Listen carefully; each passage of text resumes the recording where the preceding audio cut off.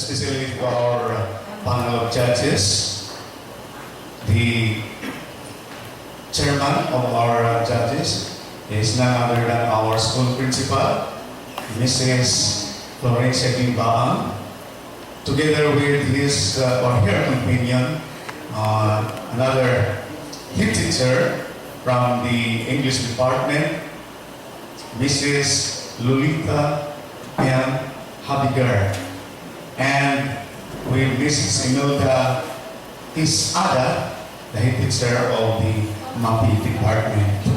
Today we are going to have a debate.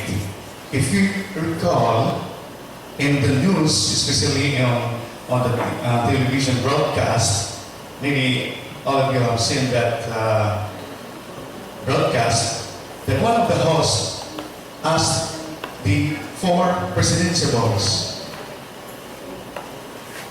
She asked about the topic on death penalty. She was asking about she were asking the 4 presidentiables on this coming national elections. So that gives me an idea to give the same topic to our grade 10 students who are right now present in this session. These students are coming from grade 10 De Leon and from grade 10 Dynamic. So to start our debate, I call on our moderator, Ms. Glidine Daloran. Let's give her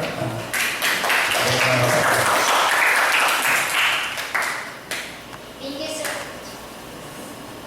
Magandang hapon sa lahat. Death penalty.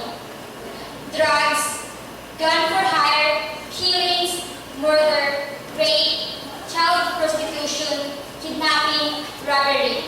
Ito ang mga lumalaking krimen sa lipunan natin. Ito rin ang mga problemang ipapamana natin sa ating mga anak. Subalit, para sa lahat ng krimen na ito, ay may isang kandidatong solusyon. Ito ay ang death penalty sa Pilipinas. Ilan sa mga dahilan? Dahil hindi natatakot sa batas ang mga kriminal. Dahil may mga kriminal na hindi hihinto sa kasalanan habang nabubuhay sila. Ang death penalty ay ang parusa sa nasasakdal na patayin sa malaking kasalanan.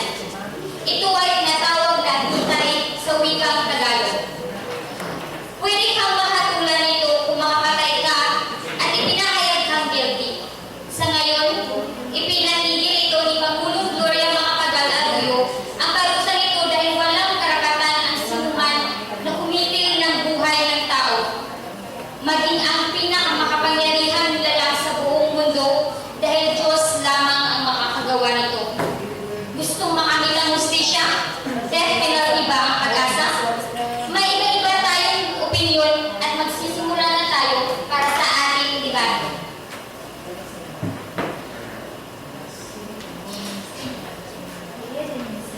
Sa ngayon, ay ating ipapakilala ang nasa mga positibong panig. Magsisimula kang Crystal Astronomo, Sheila G. Cahoyon, Keza Karen Mauna, Gia Renido, Ernie Jan Magallanes at Jessan Inbarina. At para naman sa mga negatibo, Naikul Dulia, Camille Atupin, Albert Cal Abria at Chandler Elisa. At magandang hapon sa ating Board of Judges. At ngayon, bawat isa sa grupo ay bibigyan ng 2 minuto para sa pagpapahayag ng kanilang panig. Magsisimula tayo sa positibo. Gia Renido. Pinaghabol ko sa lahat. Naghahatid na ng takot ang panangyayaring krimen ngayon. Karumal-dumal ng mga ginagawa sa mga biktima ng pagtatapos na kawal ay pinapatay pa. Wala nang natitirang awa ang mga kriminal na kahit may hinang babae at walang kalaban-laban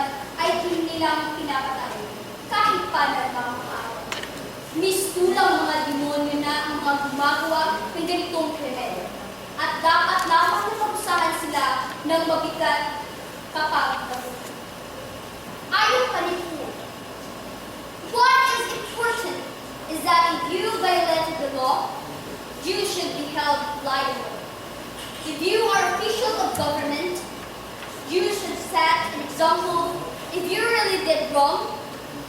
At sabi pa niya, if the justice system in the country would not be corrupted, the suspects who are poor and have no money to hire good lawyers would most of the time end up in jail, while the rich suspect usually get off scot-free.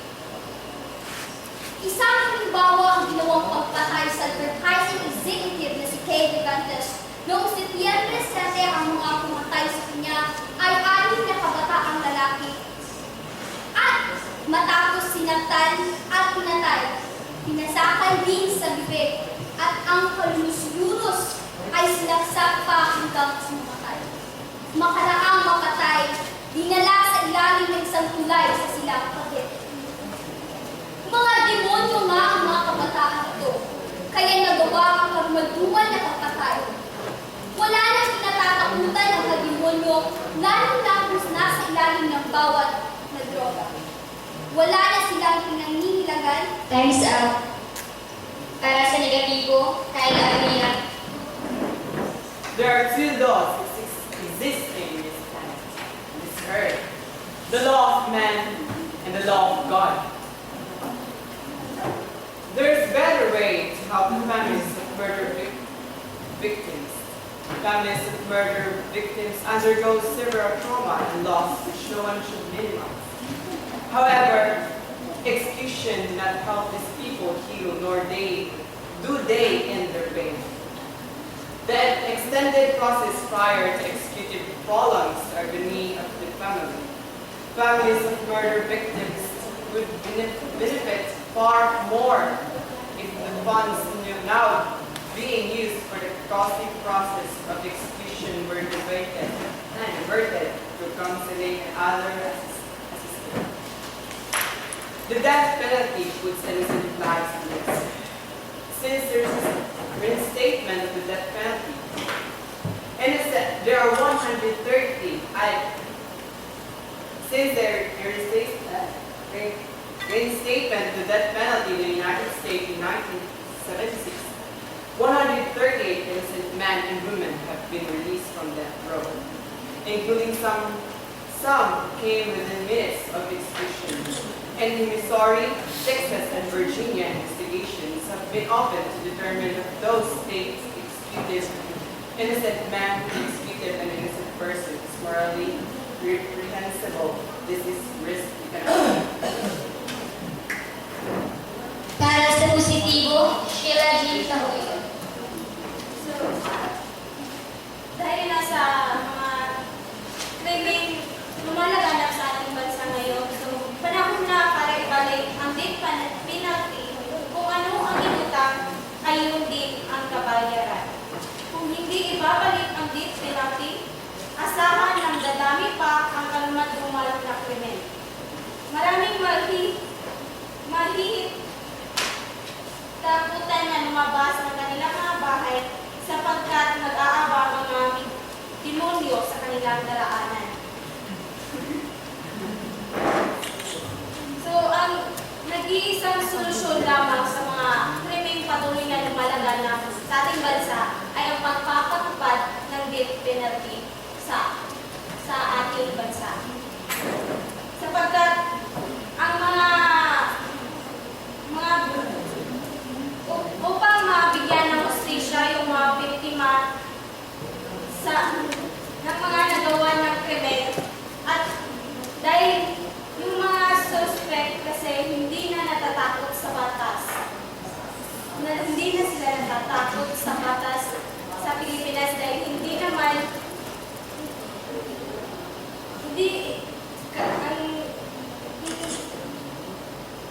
kasi nakasalalay ang kanilang buhay kaya wala silang pakialam kung ano ang gagawin nila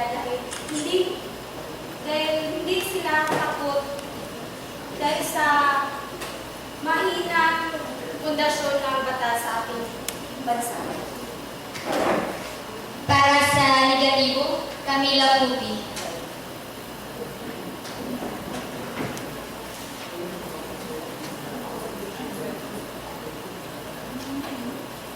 Death penalty has always been a very controversial issue. Death sentences are usually handed out to people who have been found guilty of capital crime. However, it is not so easy to consider death penalty as an easy way to punish the guilty. If the death penalty is to condemn, it does not mean that the guilty party should be released or allowed some sympathy. It would defeat the purpose, as it would be using violence to counter violence. How can we tell if a man or a woman convicted for murder is really guilty? There may be a margin of error. Would it be right to wrongfully accuse someone and execute him or her? And we should look at the ethical downsides of the death penalty. This has been a very serious problem for the civil rights groups, religious figures, and other people who oppose the death penalty. The death penalty has a lot of ethical and religious matters tied to it. There are many who support death penalty while others oppose to its extortion. The death penalty violates the constitutional rights of human beings.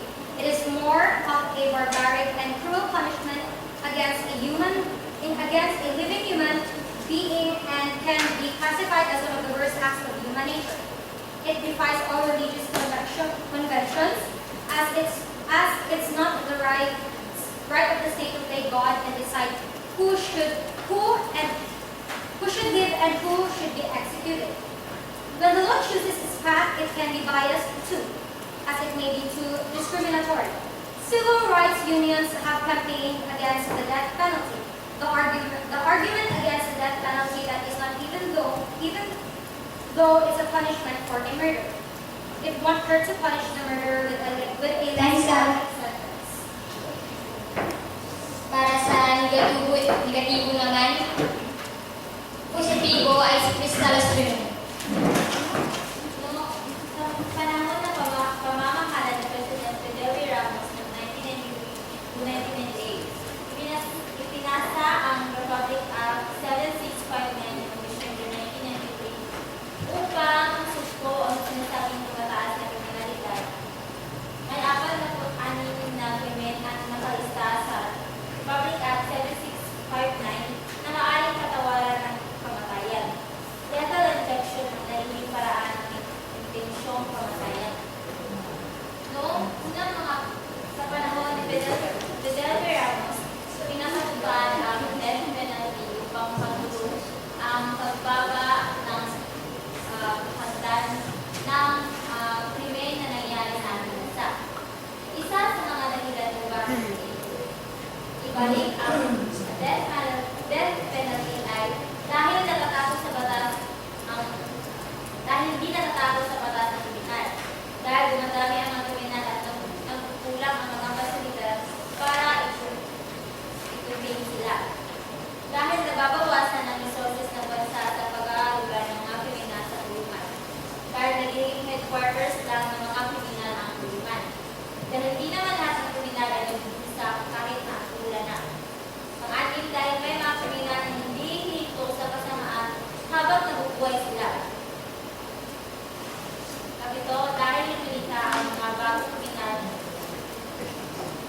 ng mga bagong krimen. Sa negatibo naman, Chandler Elisa. The Catholic Church was once pro-death penalty. Incredibly enough, there used to be a time when the Catholic Church actively campaigned for death penalty. During the Philippine Revolution, Manila Archbishop Bernardino Lozaleta openly called for Filipino rebels to be exterminated by fire, sword, and wholesale execution. With his endorsement, Spanish authorities regularly conducted public executions of Filipino revolutionaries. It can be said Lozaleta was also indirectly responsible for Rizal's death. When he orchestrated the ouster of the conciliatory Governor Ramon Blanco with iron-fisted Camilo de Pulambedia.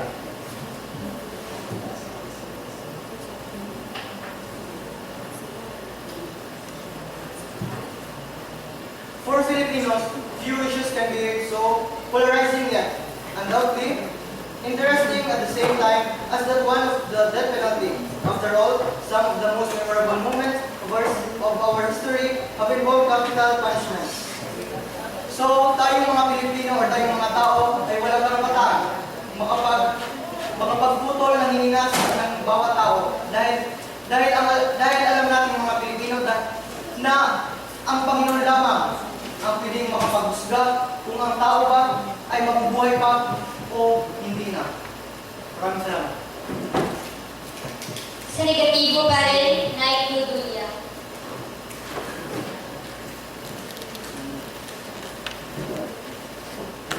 For the worst crimes, life without parole is better. For many reasons, I'm against the death penalty, but not just because of sympathy for criminals. It doesn't prevent reduced crime, costs a whole lot more than life in prison, and worst of all, risks of executions of innocent people. It comes down to whether we should keep a system for that sake of retribution or revenge, even though it isn't effective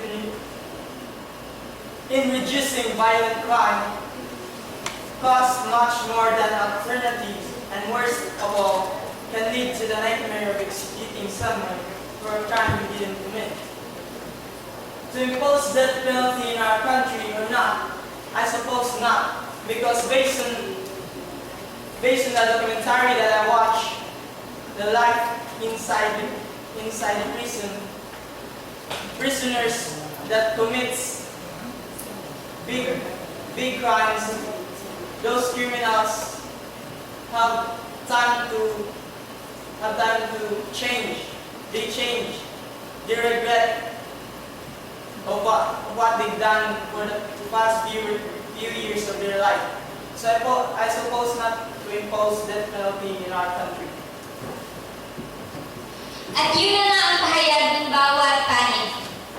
At ngayon, sisimulan na natin ang pagbibigayan ng kanilang proposisyon. Bibigyan lamang kayo ng 5 minuto. Akin lamang lilinawin, 5 minuto sa lahat ng grupo.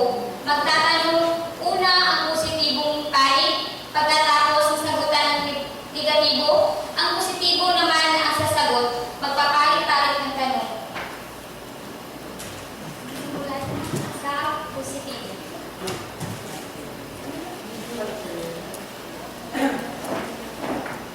Kung hindi kayo sang-ayon sa death penalty, ano ang magiging solusyon sa mga krimeng patuloy na lumalaganap sa ating bansa ngayon? Kung hindi ibabalik ang death penalty.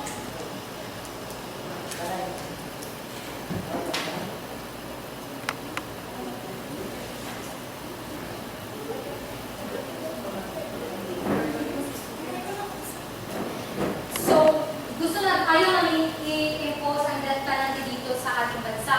So the solution for that would be lifelong imprisonment.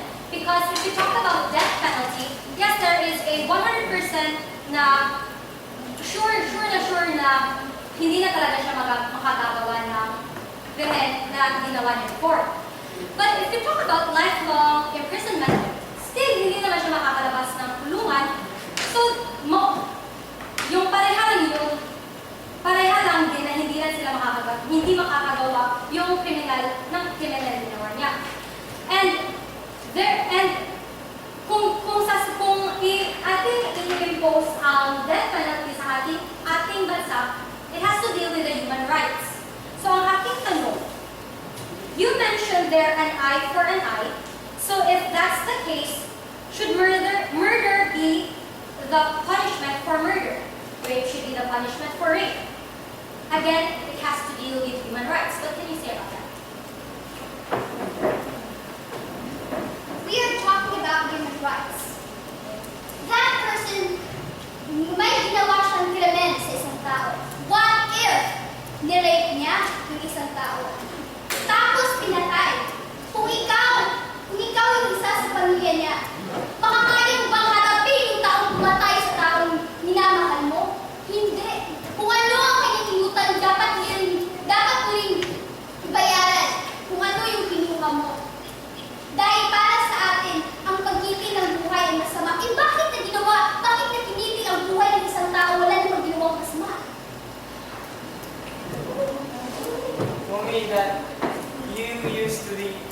you use that eye for an eye, teeth for a teeth.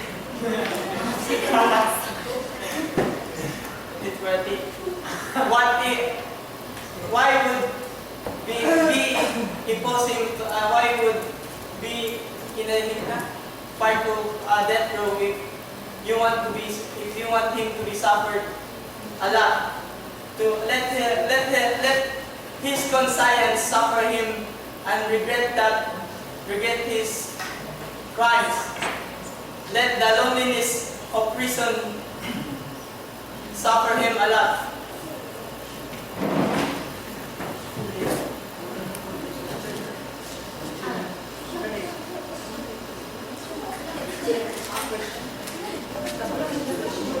Negatibo kayo magbibigay ng katanungan.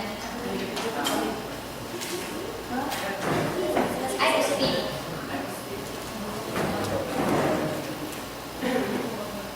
Kung ipapakulong lang, alam naman natin na kulang tayo sa mga pasilidad na paglalagyan ng kriminal. At isa pa, walang kasiguraduhan na magbibigyan talaga ng justisya ang mga naging biktima nila.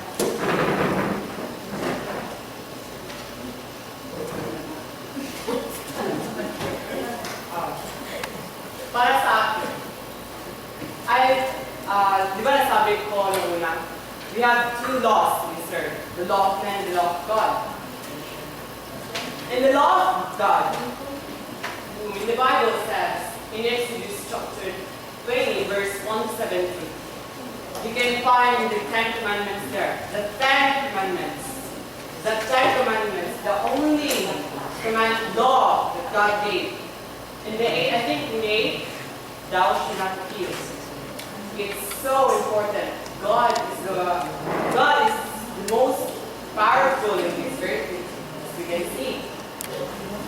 God gave this God gave this rule para hindi tayo pumatay ng tao. Pero it's not para sa akin, is giving a solution. Kung papatay tayo ng ibang tao, death penalty ang ating iba na. Ako, nag-murder ako. Dapat ba akong patayin din? Dapat ba akong patayin din? Is that a solution that para mawala na ang mga death penalty sa buong mundo? Mawala na ba ang magpatay ng isang tao kasi patayin ka rin kapag pumatay ka ng tao?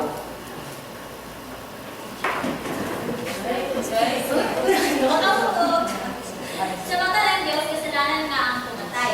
Ngunit kung lubos natin iisipin, kung patuloy lang silang gumagawa ng krimen, mas madadagdagan ang kanilang kasalanan na gagawa. Positibo kayo pa rin yung magbibigay ng katanungan.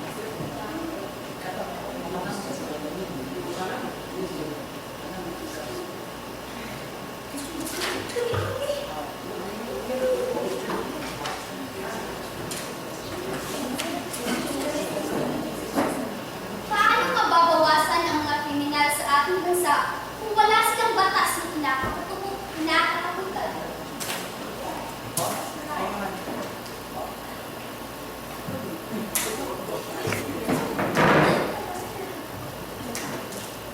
Paano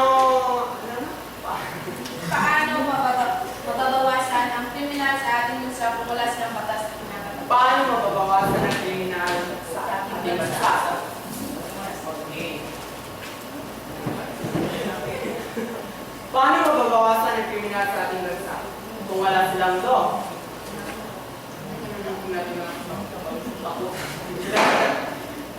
Tinatakutan. Pwede naman tayo may tinatakutan lahat ng tao naman. Hindi naman sa bagay na.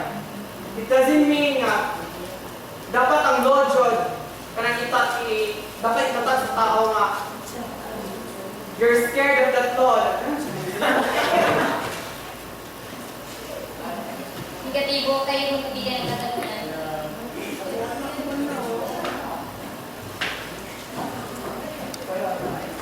And then how sure are you that death penalty is Could you describe the Philippines? How sure How are sure are you that getting a terrorist describes the Philippines? How sure are you that penalty reduces crime? Siyempre, natatakot ang mga kriminal na gumawa ng krimen dahil isang kapagawalan nito ay pagkitilin ng kanyang buhay. So, sino ba naman ang hindi matatakot na kapag pumatay ka rin ng isang tao, gumawa ka ng krimen, kapatayin ka rin. Ginawa na rin natin ng noong unang mga pamahalaan, pero malaki ang nagtulong dito upang lumiit ang bahagdan ng mortal na krimen na nangyari sa bansa. One possible thing is that a person cannot be afraid to kill someone with drugs. Drugs is a powerful medicine that cannot control yourself anymore. You're not afraid of it. So sometimes law, if I take drugs, sometimes law can think, I don't care about that law. I want to kill that man. I don't care because law can affect me because my brain is damaged by drugs. Drugs. Kaya nga, matatakot na sila kung iinumin pa ba nila yung ganoong klaseng droga sapagkat alam naman nila na kapag ininom nila yung klaseng droga na yun ay malaki ang posibilidad na makakagawa sila ng mga bagay na beyond their control. Nowadays, students like me using drugs. Some students like me use drugs. Some students use drugs because of their poorness. Rugby, because children use rugby because they don't have to eat. They use rugby. Rugby can affect your brain.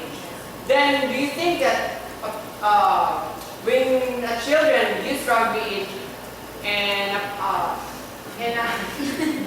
early age, when he grow up and when he grow until he turn into a man or a woman, that brain is so damaged. He cannot control himself. He steal money from innocent people, and he kills somebody because drug is more powerful. Poor people don't have money to buy some food, so they take rugby, so they won't be hungry. Magbibigay ng huling katanungan ng negatibo at huli na rin sasagot ang positibo.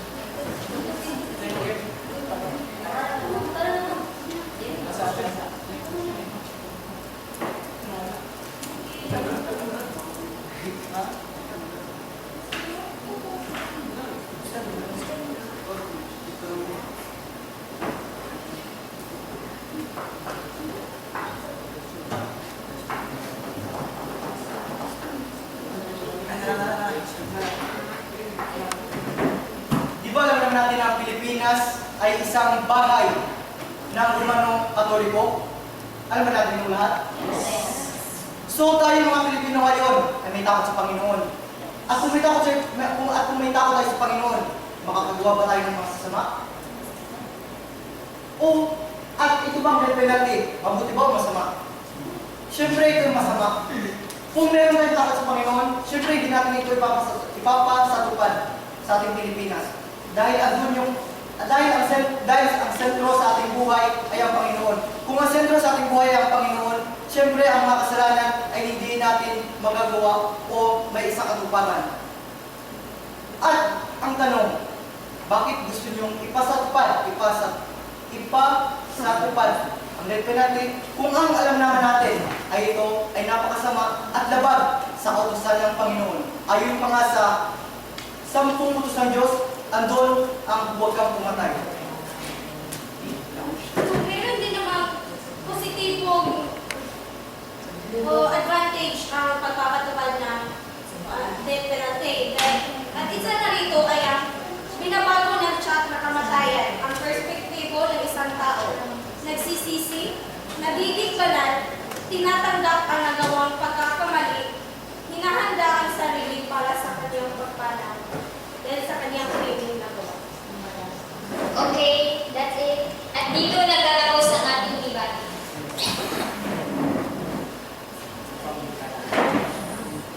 Okay, let's give hands to everybody. I appreciate very much everybody, all the members of the teams, because all of you have given your reasons why you are with the resolution, and with the other team why they are not with the resolution. So I hope that this debate we are having this afternoon, you have taken some thoughts and knowledge, you have picked up some insights why or which of these sides you are going to take. So honestly, may I ask the positive side, if you are really, that is really your stand? Yes. Okay. So how about the negative side? That is, yes. So you are with the death penalty, isn't it? And on the other side, you are not with the implementation of the death penalty.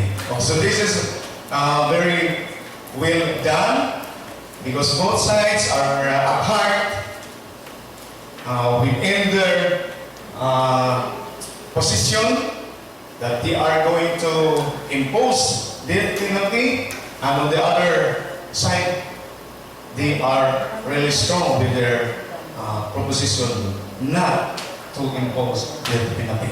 So, at this time, I would like to say thank you for everyone, especially our honorable judges, and to all our students who are here. Despite the fact that our student is very limited, so